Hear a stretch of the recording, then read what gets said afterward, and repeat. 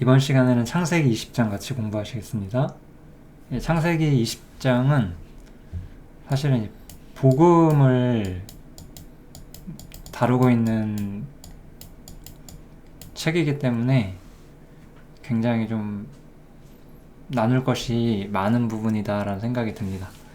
내용 자체는 많지 않은데 역시 어떤 말씀들보다 우리 그리스도인들에게 가장 필요한 것은 복음의 말씀이잖아요. 그래서 이 창세기 20장은 이 복음에 대한 이야기를 하고 있어서 좀 꼭 다른 모든 말씀이 중요하지만 그래서 복음이 가장 우리한테 중요한 것이기 때문에 창세기 20장에서 복음을 한번 같이 나눠보겠습니다.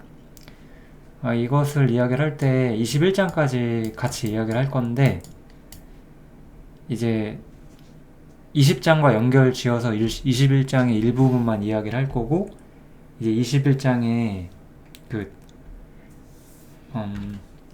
사라랑 이제 하갈에 대한 이야기가 있는데 그 부분은 제가 21장에서 따로 이야기를 하고 아비멜렉과 아브라함의 이야기가 21장과 20장에 나오는데 그 이야기는 오늘 복음 이야기랑 같이 정리를 한번 해보겠습니다.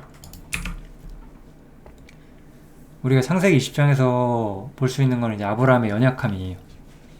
이제 아브라함이 이제 그랄에 우거할 때 이제 그 아내 사라를 이제 자기 누이라고 또 속이죠. 그래서 그랄 왕이었던 아비멜렉이 이제 이 사라를 자기 이제 부인으로 삼으려고 데려가려고 했었어요. 근데 이 장면이 처음 나오는 게 아니죠.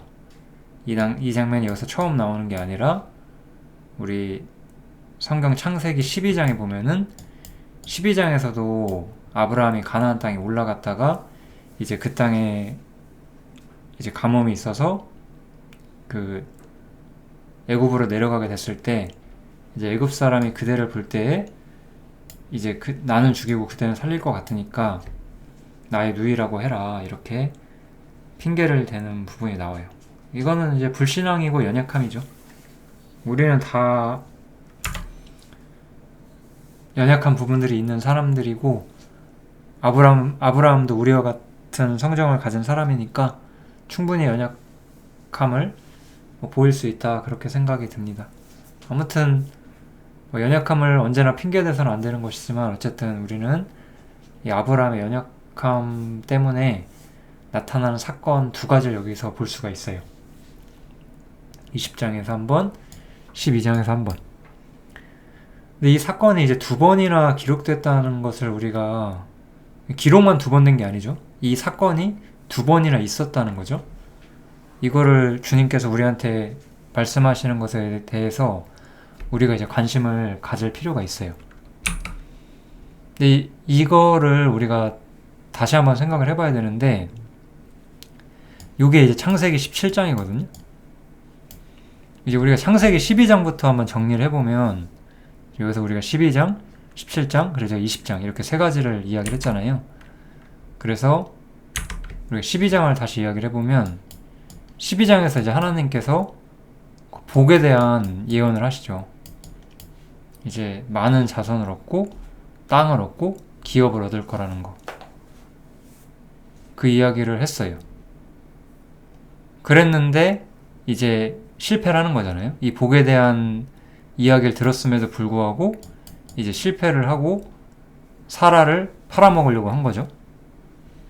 근데 17장에서 다시 한번 이야기가 나오는데 다시 한번 이 축복에 대한 이야기를 해주시잖아요. 근데 이제 17장에서는 좀 뭐가 중요하냐면 여기가 중요해요. 사라의 이름을 원래 이제 사레였는데 사레의 이름을 사라로 바꿔주고 내가 그에게 복을 주어서 아들을 낳아주게 한다라고 했어요. 여기가 이제 굉장히 중요한 지점이거든요. 우리가 창세기를 좀 더 유심히 보면 16장에서 그 하갈을 통해서 자손을 출산하게 되는 장면이 나오죠. 그럼에도 불구하고 하나님께서는 이 16장에서 이제 종을 통해서 아들이 나왔는데 이 아들을 하나님은 인정하지 않으셨어요.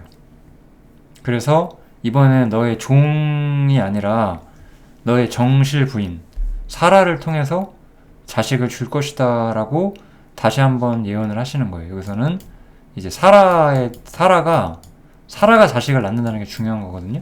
이 정실 부인이 그 자식을 낳는다는 이 개념이 중요한 거예요. 이 상황에서. 근데 아브라함이 그 말씀을 들었음에도 불구하고 또 실패를 했다는 거죠.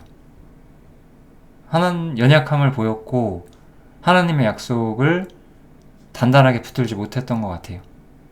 우리가 아브라함 상황이면 우리도 더 많은 실패를 할 수 있죠. 어쨌든 근데 아브라함은 그러한 실패를 하게 되고 하나님을 붙들지 못했고 사라의 중요성을 좀 자꾸 놓쳤어요. 그래서 제가 오늘 말씀드리고 싶은 것은 이 실패의 가장 큰 원인이 뭐냐, 이 상황에서 이 사라가 얼마나 중요한 사람인지를 아브라함이 제대로 보지 못했다 이거예요. 그게 우리가 오늘 여기서 함께 배워야 되는 주제고, 그것을 통해서 이 말씀이 어떻게 우리에게 적용될 수 있는지를 살펴볼 거예요. 우리는 여러 실패들을 하죠. 언제나 우리는 여러 실패들을 할 수 있는데 아브라함도 실패를 했고, 이 실패의 가장 큰 원인은 사라가 모든 축복, 아브라함이 약속받은 모든 축복은 사라가 자식을 낳아야지만 실현이 되는 문제이기 때문에 이 사라를 빼놓고는 이야기를 할 수가 없는 거예요. 이 축복에 대해서. 근데 아브라함은 사라가 그런 존재라는 것을 보지 못했던 거예요.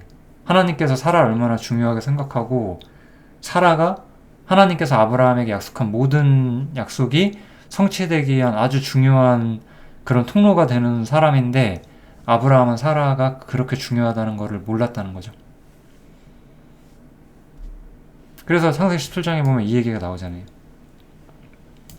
사라가 90세니까 어떻게 생산을 하겠냐, 그렇게 생각을 하고 이스마엘이나 잘 되길 원한다, 이런 말도 아브라함이 하죠. 그래서 결국은 이 사라가 얼마나 중요한 사람인지를 보지 못했다.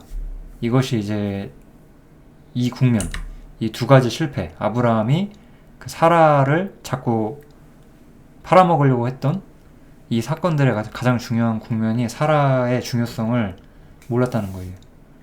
17장에서 분명히 사라가 얼마나 중요한지 얘기해 줬는데도 또 실패를 한 거죠. 12장은 몰랐다고 치더라도 20장에서는 그러지 말았어야 했는데 그렇게 다시 한번 하나님께 확증을 받았음에도 사라를 또 팔아먹으려고 한 거죠. 그만큼 사라를 제대로 이해하지 못했다. 이게 큰 문제의 원인이었어요. 사라가 누구냐, 왜 사라가 중요하냐, 이건데요. 갈라디아서에서 사도 바울은 이 사라와 이제 하갈, 이 두 여자를 비교를 해요. 이 두 여자를 비교하면서 하갈은 누구냐, 신의 산을 뜻하고 지금 있는 예루살렘 같은 곳이다 라고 말을 해요. 즉, 이 하갈이라는 사람은 어떤 것에 뿌리가 되는 존재예요? 유대인, 이스라엘이라는 국가, 이스라엘이라는 종교의, 이 유대교의 뿌리가 되는 역할을 하는 사람이다 라고 말을 하는 거예요. 그렇지만 사라는 누구죠? 사라는 위에 있는 예루살렘이라고 말을 해요. 그리고 자유하다고 말을 하고 우리의 어머니다 라고 말을 해요. 그러면서 우리는 누구냐? 너희는 이삭과 같은 약속의 자녀다 라고 말을 하는 거예요. 즉, 여기서 우리가 이스라엘과 비교했을 때 이 사라의 자녀들은 누구죠? 하갈의 자녀들이 육신의 이스라엘 민족이고 유대교라는 종교를 통해서, 육신의 종교를 통해서 모였던 사람이라고 한다면 이 약속의 자녀, 우리들, 위에 있는 예루살렘에 속해 있는 우리들은 누구죠? 우리들은 그리스도인들이고 교회인 거죠. 이게 엄청 중요한 거예요. 사라의 중요성을 놓쳤다는 거는 이런 걸 말하는 거예요. 즉, 주님이 얻는 모든 축복을 교회가 함께 누리게 되는데, 주님께서는 자신의 복을 혼자 나누길 원하지 않으시고 교회와 함께 나누길 원한다는 거거든요. 아브라함도 그거를 이해했었어야 되는 거예요. 하나님께서는 아브라함의 모든 기업이 아브라함만의 것이 아니라 사라의 것도 된다는 것을 알려주시려고 하는 거예요. 즉, 예수님께서 얻는 모든 기업은 예수님 혼자만의 것이 아니고 교회가 그 예수님이 갖게 되는 모든 기업을 함께 나누게 된다. 이게 가장 중요한 거예요. 그래서 사라를 빼놓을 수 없는 거예요. 그러니까 사라가 어떤 존재인지가 드러나야, 교회가 어떤 존재인지가 드러나야 우리의 신앙은 진정한 힘을 받게 돼요. 그래서 예수님에 대한 이야기랑 교회에 대한 이야기를 짧게 하고 다시 한번 이 전체 이야기를 정리를 해드리겠습니다. 그래서 아까 제가 말씀드렸던 것처럼 예수님께서는 모든 기업의 상속자세요. 우리는 이런 개념을 많이 모르시는 분들도 많아요.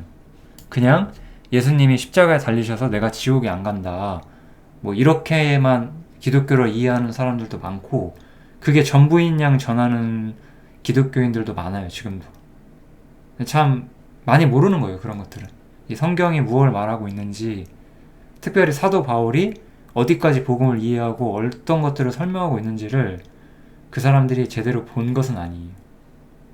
그들 중에 거듭난 사람들이 분명히 있겠지만 거기서 멈추면 안 되는 거거든요. 그래서 우리가 성경에서 제가 딱 두 구절만, 요한복음이 이것을 가장 중요하게 말을 해주기 때문에 요한복음에 있는 두 구절을 제가 가져왔는데, 하나는 7장에 있고 요거는 13장에 있죠. 그래서 7장에 보면 예수님께서 나를 믿는 자는 그 배에서 생수의 강이 흘러날 것이라고 하셨어요. 이것은 그를 믿는 자가 받을 성령을 가리키는 것인데, 생수의 강은 성령을 가리킨다고 했어요. 그런데 성령은 예수께서 아직 영광을 받지 못하신 거로 성령이 아직 저희에게 계시지 않았다라는 이야기를 해요. 이거는 굉장히 중요한 이야기를 하는 거예요. 우리가 예수님의 십자가 사건을 중심으로 이 시대를 우리가 구약이라고 말을 하고, 우리가 이 뒷시대를 우리가 신약이라고 말을 하잖아요. 근데 구약 때도 믿음의 선배들이 있었어요. 아브라함도 마찬가지고, 다윗도 있었고, 뭐 이사야도 있었고, 다니엘도 있었고, 굉장한 믿음의 사람들이 많았어요. 신약은 사실 교회 하나로 모든 것이 압축이 되죠. 이렇게. 그런데 여기서는 굉장히 중요한 이야기를 하고 있는 거예요. 이 사람들은 정말 본이 되는 믿음의 사람들이지만, 이 사람들은 성령이 있었냐 없었냐 이 문제를 하는 거거든요. 성령이 없었다는 거예요. 근데 교회는 성령이 있어요. 왜냐면 예수께서 영광을 받지 못하신 게 아니라 영광을 받으셨으니까, 이제 영광을 받게 되셨기 때문에 이제는 성령이 있어요. 예수께서 아직 영광을 받지 못하신 고로 이때는 성령이 없었죠. 근데 이제는 교회는 성령을 소유하게 되는 거예요. 이 성령은 어떤 역할을 하느냐, 이거는 제가 창세기 22장, 23장에서 또 이야기를 하게 될 것 같은데, 성령은 그 예수님이 가진 영광을 증거하는 존재예요. 예수님이 어떠한 영광을 가지고 계신지를 증언하는 그런 역할을 하는 것이 성령님의 가장 큰 역할이거든요. 그래서 성령님이 내려오실 수가 없었어요. 왜냐하면 예수님의 영광이 드러나지 않았으니까. 근데 이제 예수님의 영광이 드러났어요. 어떻게? 요한복음 13장에서 말하는 것처럼 지금 인자가 영광을 얻었고 하나님도 인자를 인하여 영광을 얻으셨도다라고 말씀을 하셨어요. 즉 예수님께서 십자가의 달리심을 통해서 하나님을 완전히 영화롭게 하셨어요. 이 십자가 예수님께서 달리신 것은 단순히 우리가 지옥에 가지 않는 것이 전부가 아니었어요. 이 십자가에서 가장 중요한 것은 예수님께서 하나님의 뜻에 완전하게 순종하시고 죽기까지 복종하심으로써 하나님을 영화롭게 했고, 죄인을 구속하고자 하는 하나님의 목적을 성취하셨고 마귀의 머리를 깼고 예수님께서는 완전한 순종을 통해서 완전한 기업을 받으셨다는 거, 이 모든 일들이 다 들어가 있는 거예요. 그래서 십자가까지 복종하셨기 때문에 예수님께서 영광을 얻으신 거예요. 그리고 예수님은 그 순종을 통해서 하나님을 영화롭게 하셨어요. 그래서 하나님도 인자를 인하여 영광을 얻으셨도다 이렇게 말하는 거예요. 그래서 예수님께서는 모든 기업의 상속자가 되시는 거예요. 예수님께서는 성경에서 단순히 하나님의 아들로서 하나님 자신일 뿐만 아니라 사람으로서 하나님께서 축복하시고자 하는 모든 것들을 받을 수 있는 사람으로서 그의 위치가 제시가 되어 있어요. 모든 기업의 상속자로서, 둘째 사람의 머리로서 이렇게 성경에서 묘사가 되어 있는 거예요. 그게 예수님의 위치예요. 모든 기업의 상속자. 왜 새로운 세상이 오나요? 이 세상에? 왜 새로운 세상이 오는 거죠? 우리는 그냥 죽어서 천국 가고 지옥 가는 것이 아니에요. 주님께서는 새로운 세상을 창조하실 거예요. 왜? 이 모든 기업을 상속하신 예수님께 걸맞는 새로운 세상을 창조하실 것이다.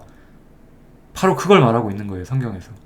그래서 그 새로운 세상에 모든 기업을 상속하게 될 하나님 외에 가장 높은 존재가 되는 예수 그리스도가 성경에서 이렇게 제시가 되고 그 이름이 빛나고 있는 거예요. 근데 그것뿐만이 아니에요. 주님께서 성경에서 우리한테 가르치는 건 뭐냐? 교회가 그 모든 기업을 주님과 함께 나누겠다는 거예요. 한때는 죄인이었고 한때는 버러지 같았던 우리 인간들 중에 구원받은 사람들, 그 교회라고 불리는 사람들이 모든 기업을 함께 주님과 함께 나누게 된다. 그것을 성경이 말을 하고 있는 거예요. 그 교회를 상징하는 거, 그게 바로 사라였잖아요. 즉 우리가 사라를 이해하지 못했다는 것은 내가 주님과 얼마나 연결되어 있는지를 이해하지 못했다는 말이 되는 거예요. 사라를 이해하지 못했다는 것은 내가 주님과 연합되었고 자녀이면 또한 후사, 하나님의 후사고 그리스도와 함께하는 후사라는 나의 윗장을 모르게 된다는 뜻인 거예요. 그러면 왜 우리는 실패하고 우리는 연약함 속에 있을 수밖에 없을까? 우리는 복음이 이러한 커다란 메시지를 가지고 있는 것을 자주 잊고 세상에 함몰되기 때문에 그런 것 같아요. 제가 보기에는. 그래서 오늘 마지막으로 제가 하고 싶었던 이야기는 바로 이 세상을 이기는 믿음이에요. 다시 한번 우리가 처음으로 돌아가 보면 아브라함이 이렇게 연약함을 보였어요. 두 번째 보면은 이게 처음이고 이게 두 번째죠. 시간순으로 보면 이 아비멜렉을 두려워해서 이제 사라를 자기 누이라고 속인 거잖아요. 근데 이제 창세기 이건 이제 21장이에요. 여기서부터는 이제 여기서부터는 21장인데 21장에 보면은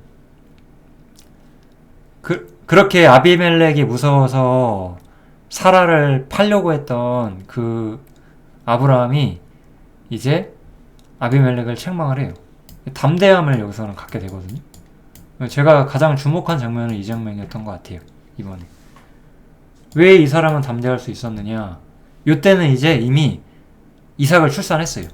이제 이삭을 통해서 기업을 얻었어요. 막강한 힘을 이제 아브라함은 좀 가지고 있었던 것 같아요. 우리가 뭐 이런 게 자식이 있으면 얼마나 힘이 생기는가, 이런 것을 우리가 옛날 사람의 기준으로 이해하기는 힘들긴 한데, 뭐 예를 들어서 우리 항상 뭐 조선시대 같은 데 보면은 임금이 후사가 없으면 권력이 약해지거든요. 후사가 있어야 권력이 강화가 돼요. 그래서 막 이렇게 막 그 세자 책봉을 어려서 시키고 막 그런 걸 하잖아요. 조선시대 때 보면은 후사가 있어야 권력이 막강해지는 거라 가지고 뭐 우리는 모르죠. 왜 후사가 있어야 권력이 막강해지는지. 뭐 그런 거 우리가 지금은 이해하기 힘들지만 뭐 아무튼 여기서 이삭을 소유했기 때문에 아브라함은 힘이 넘치는 거예요. 이때는. 그러니까 아비멜렉을 책망해요. 강력한 힘을 가지게 된 거예요. 이제 후사를 소유했으니까. 그 후사를 소유하는 데 있어서 사라가 결정적인 역할을 했죠. 즉 이것을 우리가 이제 적용을 해보면 우리의 힘은 결국 어디서 나오냐? 저는 이거 같아요. 교회가 단순히 우리가 죽어서 천국 가는 존재인 것만 알아서는 우리가 힘을 갖기가 힘들어요. 우리는 성령이 증거하시는, 제가 성령이 예수님의 영광의 증인이라 그랬죠? 예수님은 그 성령님께서는 예수님의 영광의 증인임과 동시에 우리가 예수님의 영광을 함께 누린다는 것을 또한 증언하는 증인이에요. 성령님은 우리가 주님의 영광을 함께 소유하게 될 거라는 것, 교회가 그러한 입장이 있다는 것을 선포하는 그런 역할을 하는 증인의 역할을 해요. 그래서 성령님께서 우리한테 이걸 가르쳐 주신다고 해요. 성령님께서 우리가 하나님의 자녀인 것을 증거하시고, 그래서 자녀이면 또한 후사고 하나님의 후사고 그리스도와 함께하는 후사니 이게 증거가 된다는 거예요. 뭐 우리가 이걸 다들 이걸 안다고 생각하지만 이걸 진짜 아는 것은 쉬운 일이 아니에요. 이거는 사람이 가르치는 게 아니라 성령이 가르친다고 하는 거예요. 우리가 이렇게 기독교 세계에서 뭐 이렇게 여러 가지 뭐 일러스트 그림들도 있고 뭐 이렇게 이야기 같은 것도 보면 전부 다 그냥 다 아버지 하나님하고 기도하잖아요. 다 주님을 아버지라고 부르고 하나님을 아버지라고 부르지만 그 의미를 진짜 잘 아는 사람들이 많진 않아요. 그냥 이렇게 아기가 아빠 부르듯이 그렇게. 근데 그게 전부는 아니에요. 우리는 모든 것을 상속하게 되는 후사로서 자녀의 입장을 가지고 있어요. 그리스도와 함께한 후사로서. 그게 바로 자녀로서 우리의 입장이에요. 그 역할을 우리한테 설명해주는 사람이 바로 사라가 없었으면 기업은 완성되지 않아요. 지금도 교회가 없으면 기업은 완성되지 않는 거예요. 왜냐하면 주님께서는 그 기업을 혼자 나누시고자 하는 것이 아니라 교회가 함께 나누기를 원하시고 그렇게 하실 거라고 성경에서 약속하셨어요. 그래서 이제 우리가 기다리고 있는 주님의 때가 오고 주님께서 재림하시면 주님은 만왕의 왕이 될 것이고 우리는 그분의 신부로서 모든 것들을 주님과 함께 누리는 그런 영화로운 입장의 교회가 서게 될 거예요. 그게 바로 사라를 통해서 우리가 배워야 되는 것들이었어요. 우리가 그런 사람이라는 걸 알아야 돼요. 그래야 우리는 세상을 이기는 믿음을 이해하게 돼요. 이 두 구절은 로마서 8장인데 아까 말했던 이런 거, 모든 기업을 교회가 함께 나눈다는 거, 이런 이야기가 끝난 이후에 이제 새로운 주제로서 로마서 8장에서는 그 세상의 환란에 대한 이야기를 해요.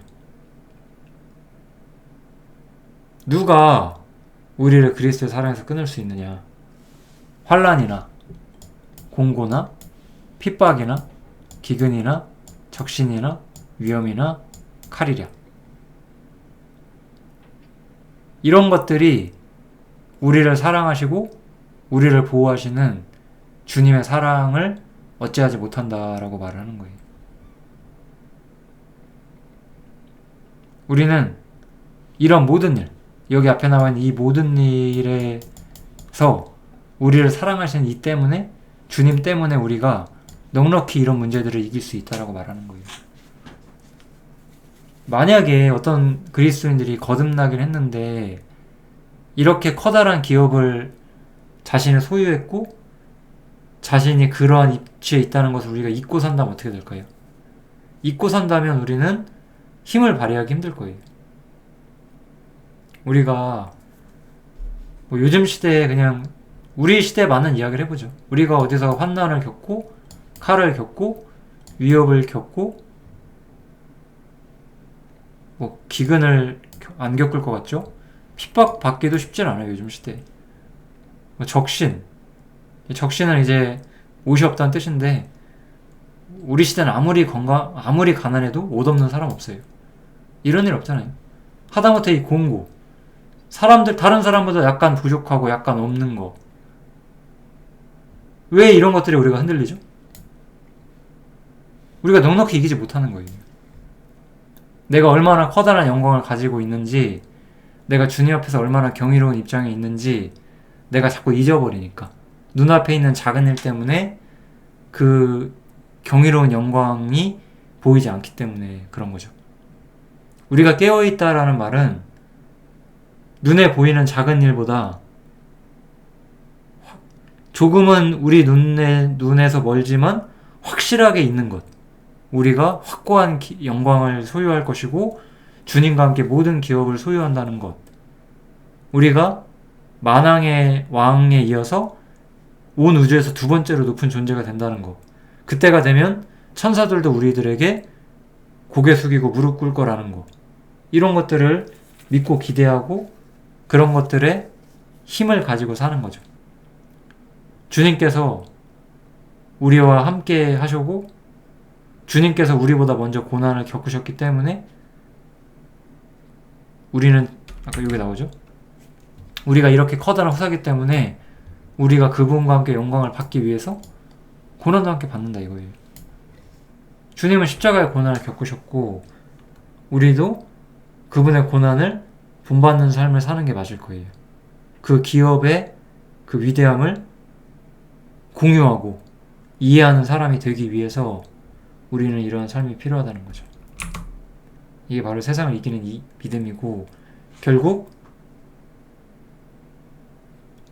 이 믿음의 힘은 기업에서 왔어요.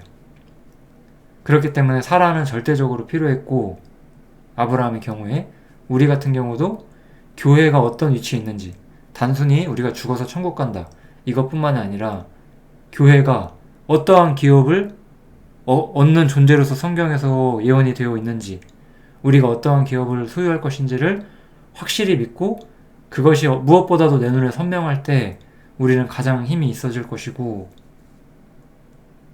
세상 일에 자꾸 눈을 돌려서 내가 얼마나 커다란 기업을 가진 사람인지를 보지 못할 때 우리의 힘은 약해질 거예요. 여기 아브라함의 경우처럼. 근데 우리는 세상을 이기는 믿음을 갖는 사람이 되어야 되겠죠. 그런 사람이 되기를 함께 바라면서 이번 강론을 마치도록 하겠습니다. 감사합니다.